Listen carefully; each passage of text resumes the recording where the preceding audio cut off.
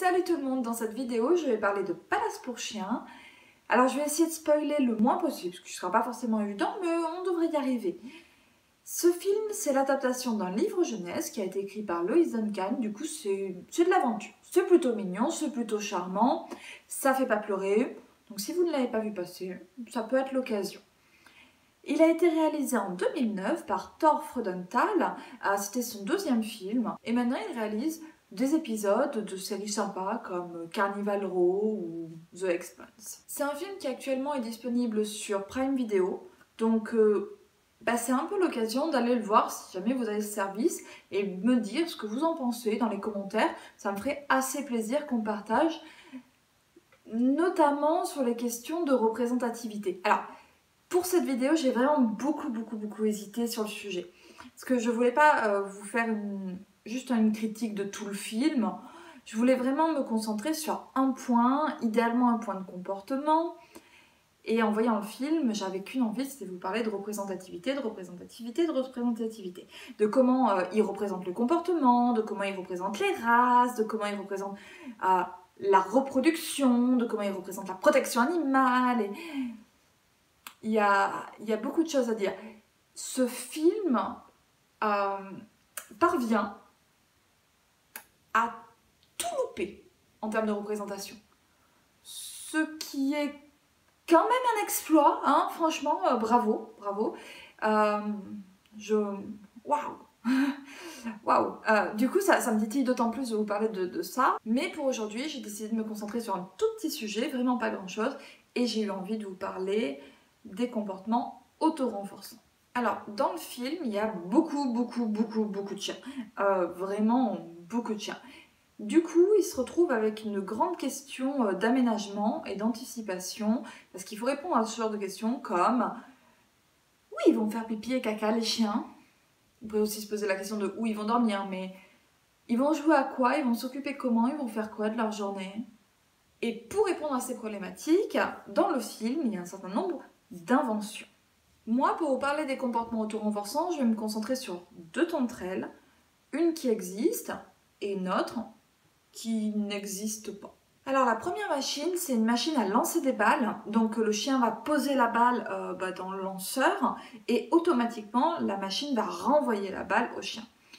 Ça peut paraître une bonne idée pour occuper le chien, mais en fait c'est une idée qui est catastrophique sur plein de points. Le premier point dont je vais parler, c'est simplement la santé.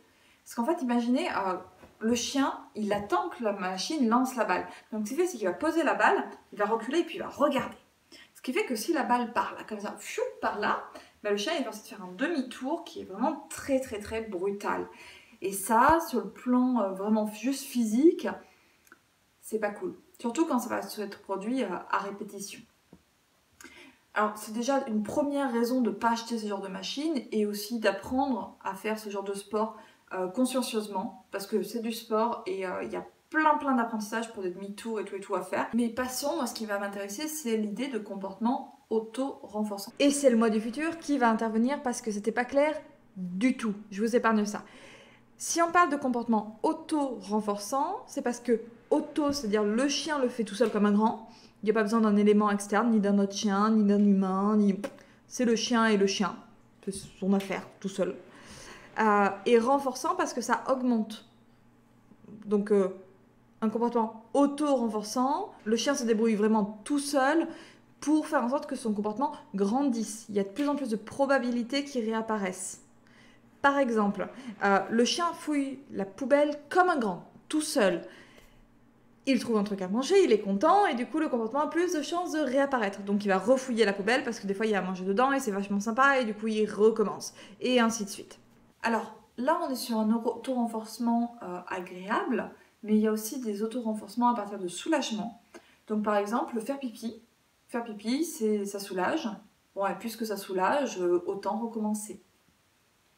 Se gratter soulage.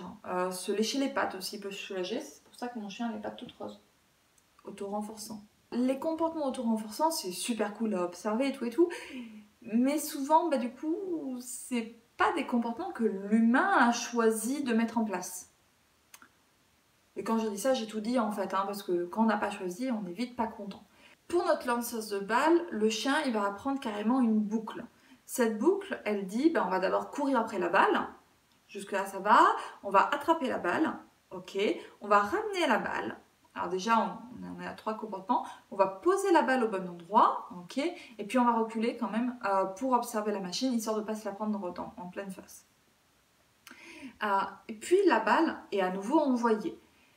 Les choses qui vont récompenser le chien de tout ça, c'est le simple fait de courir après. Pour un chien, pouvoir courir après un truc, c'est quand même super bien. Pouvoir l'attraper, le mâchonner, c'est génial. C'est vraiment trop cool. Le mot-clé ici, c'est trop. J'ai déjà parlé des potentielles incidences sur la santé, mais en termes de comportement, c'est peut-être encore pire. Parce que ça nous fait des grosses décharges d'adrénaline, ça fait beaucoup d'excitation, et rien que ça amène plein de soucis. Mais c'est pas le sujet du jour. Passons. Ce comportement, il s'auto-renforce à chaque fois qu'il a lieu. C'est-à-dire qu'à chaque lancer de balle, on augmente les chances, les risques, que le chien ramène la balle pour recommencer. Un petit tour de manège. Encore un petit tour de manège. Et ainsi de suite. Sauf que du coup, ça va être de plus en plus dur de faire simplement autre chose, parce que ce comportement, il prend de plus en plus de place. C'est comme ça qu'on se retrouve avec des chiens qui sont complètement obnubilés à l'idée de faire ce truc-là. L'autre invention, elle est assez différente, elle permet aux chiens d'aboyer à la porte. Dans le film, c'est vraiment présenté comme un jeu de la part des chiens, mais en fait, c'est assez peu probable que ce soit ça l'intention. L'invention, ce sont des fausses portes derrière laquelle il y a des choses qui vont faire du bruit, des pieds qui vont taper, de grelots qui vont sonner, des sonneries qui vont sonner aussi à la porte. Donc on en a plusieurs. Et quand les chiens se jettent sur une porte, ça va déclencher, alors ça va déjà arrêter les choses sur la première porte, mais ça va surtout déclencher les choses à la seconde porte. Pareil, une invention à rendre fou. C'est vraiment présenté comme un jeu. Mais non. Avec la première invention, on avait une boucle qui contenait une bonne décharge d'adrénaline, c'était vraiment un truc cool. Là, on a une boucle qui est plutôt autour du soulagement. En tout cas, c'est comme ça que je vais l'analyser. C'est-à-dire que quand les chiens se jettent à une porte, ça permet de faire cesser le bruit. Alors certes, il y a un bruit qui repère ailleurs, mais ils y vont et ça cesse. Du coup, à chaque fois, le comportement est soulageant et ça vaut le coup de le faire. Ce qui donne en boucle, un bruit apparaît, on se jette dessus, le bruit disparaît, un bruit apparaît, on se jette dessus, le bruit disparaît, et à chaque fois on a un « ouf, ça va mieux ». Alors ça c'est une analyse, c'est pas la seule analyse possible. Vu que les bruits apparaissent, on pourrait se dire peut-être que les chiens se jettent sur la porte pour faire apparaître le bruit suivant. En mode « ouais, j'en ai encore, ouais, encore un ». C'est une possibilité, mais le comportement de se jeter sur la porte, c'est plus un comportement qui est de l'ordre de faire fuir. Alors c'est assez peu probable. Néanmoins, je le précise parce que quand on analyse un comportement, il faut réellement se poser la question. On ne peut pas juste sauter aux conclusions, se dire « oui, ça ressemble vaguement à ça, donc c'est forcément ça ». En réalité, il faudrait vraiment prendre le temps de réfléchir, de creuser, de vérifier pour chacun de ces chiens parce qu'ils ne sont pas un seul à le faire à la fois. Dans le film, ce sont des chiens acteurs, il y a un apprentissage qui s'est fait. Néanmoins, c'est le genre de situation, si vous y êtes confronté, il faut réellement prendre le temps de l'analyse. Dans tous les cas, le film présente un comportement qui est censé s'auto-entretenir, du coup, soit faire une boucle autour d'un comportement cool, ouais, c'est trop bien, on a la suite, soit autour d'un comportement soulageant. Enfin, c'est passé. L'un ou l'autre. Peu importe. Dans la vraie vie, c'est typiquement le genre de situation où les humains ils vont galérer. Parce que comme le chien, il attend pas qu'on soit là pour se récompenser, tout seul comme un grand, comme son comportement, il a un but qui fonctionne, eh bien on va vite galérer à intervenir. Pourtant dans le film, il y a une autre scène, je ne vais pas spoiler, je vous dis pas laquelle, mais il y a un moment où il montre clairement comment venir casser complètement ce genre d'habitude, on va dire. Imaginons que notre lanceur de balles, qui est trop cool, vraiment trop, il cesse de fonctionner. Il tombe en panne, il est cassé, peu importe pourquoi, il casse. Le chien, il aura beau ramener la balle, la mettre dans le lanceur, la machine, elle ne va pas relancer la balle. C'est fini, c'est cassé, c'est cassé. Le chien, il va peut-être insister très fortement au début parce qu'il va monter en frustration. D'habitude, ça marche. Allez, c'est censé marcher. Le chien, il peut être complètement complètement omnubilé, continuer, sauf que ça va pas marcher. La machine, elle est cassée. Du coup, au bout d'un moment, il va tenter un autre comportement. C'est-à-dire qu'il va essayer d'obtenir toujours ce même lancer, mais en faisant autre chose, puisque cette première manière de faire, qui avant fonctionnait, ne fonctionne plus, il va tenter une autre solution. Alors, il va peut-être gratter la machine, lui aboyer dessus, la martiller, peu importe, mais il va tenter plein de trucs, sauf que ça ne marchera pas, puisque la machine est en panne. Du coup, au bout d'un moment, ce chien, il va abandonner. Et on peut espérer qu'il va aller faire une activité qui sera plus saine qu'attendre pour courir après une balle. Mais il va forcément finir par aller faire autre chose. Il y a un moment où il va se décourager. Par contre, son seuil de découragement, il peut être plus ou moins très très long. Hein. Il y a des chiens qui vont rester concentrés à essayer encore et encore pendant très longtemps. C'est exactement pareil pour notre porte. Vous savez, la machine avec toutes les portes qui bling. Tout pareil. Si jamais, en aboyant sur la porte, il n'y a plus aucun bruit qui se déclenche nulle part, les chiens, ils vont déjà immédiatement arrêter parce que il n'y a plus le déclencheur. Mais imaginons que ça continue. Le soulagement n'arrive pas. C'est pas cool, hein. C'est pas cool du tout parce que le chien, il est avec un truc pas bien. Avant, il savait comment se soulager. Maintenant, il trouve plus. Bon, il va peut-être essayer plein de choses, mais il y a un moment où il va juste abandonner. Même si c'est vraiment pas souhaitable, hein, puisque il n'est pas bien avec ce truc-là.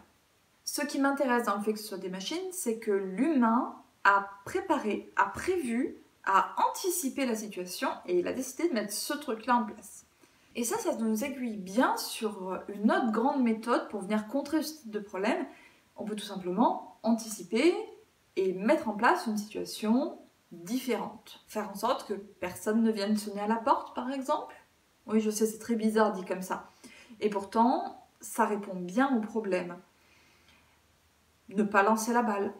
Pareil, ça répond très bien au problème.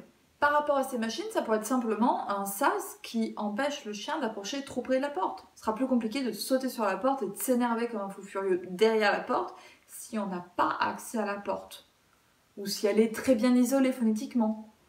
De manière à ce que le chien n'entende pas les bruits. Mais on pourrait aussi envisager de changer complètement de l'invention pour en faire autre chose. Par exemple, imaginez que quand le chien approche de la porte, parce qu'il y a eu un bruit, un seau de croquettes tombe. Il y en a plein, partout. Bon. Alors peut-être que le chien, il n'est pas encore très bien par rapport à ce qu'il y a derrière la porte. Mais ça vient de s'arrêter, a priori, puisque c'est pas un bruit continu qui va durer sans ce temps. Et il y a plein de trucs à manger. Donc mangeons. À ce moment-là, on va avoir une association positive entre le bruit de la porte qui, au lieu d'annoncer une mauvaise nouvelle ou un truc que le chien n'aime pas trop, ce bruit-là annonce l'arrivée du seau de croquettes. En termes d'émotion, ça va déjà changer 2-3 trucs. Mais en termes de comportement, le chien, quand il va entendre le bruit de la sonnerie ou quoi que ce soit, il va regarder par terre pour trouver à manger. Et là, on vient de casser le comportement auto-renforçant par un comportement qui dépend vraiment de ce que l'humain prévoit, anticipe et comment il gère les choses. Alors vous allez peut-être me dire, bon, pour la porte, on peut lancer le seau de croquettes, oui, mais pour le chien qui est omnibulé par la balle, qui lui veut relancer tout le temps. Alors certes, on peut casser la machine à lancer, alors en général c'est plutôt un humain, hein, on est d'accord? On peut dire à l'humain, stop, arrêtons là, mais le chien qui est omnibulé par la balle et qui monte en frustration et qui s'énerve sur l'humain, c'est juste pas gérable. Qu'est-ce qu'on fait? Qu'est-ce qu'on pourrait mettre en place? Alors, le seau de croquettes, là, on pourrait, mais c'est pas évident. Par contre, on pourrait proposer au chien plein d'autres activités pour qu'il soit occupé, pour qu'il pense vraiment à autre chose. Alors, plutôt que le seau de croquettes sur le sol, ça pourrait être dans une pelouse. On prendra le temps de l'occuper un petit moment. L'anticipation et ou la modification d'environnement, c'est deux choses qui nous permettent vraiment de gérer des comportements qui sont pas évidents parce que le chien se fait plaisir tout seul, hein, clairement. Voilà, j'en ai profité de ce petit film pour vous parler de l'auto-renforcement. C'est super chouette parce que c'est pas un comportement qu'on voit très souvent comme ça mis en avant avec plusieurs scènes dans lesquelles on peut vraiment l'observer. Donc c'était l'occasion et ça aurait été super chouette parce que franchement, du coup, dans ce film, il y a vraiment plein d'inventions et c'est génial. On n'a qu'une envie, c'est de voir l'invention suivante pour voir comment il gère les trucs. Et s'il y avait eu que ça, je me serais vraiment, vraiment, vraiment régalée. Mais... non mais quand même la représentation, vous vous rendez compte? Ils ont décidé de représenter le couple avec 2 chiens, forcément de même taille.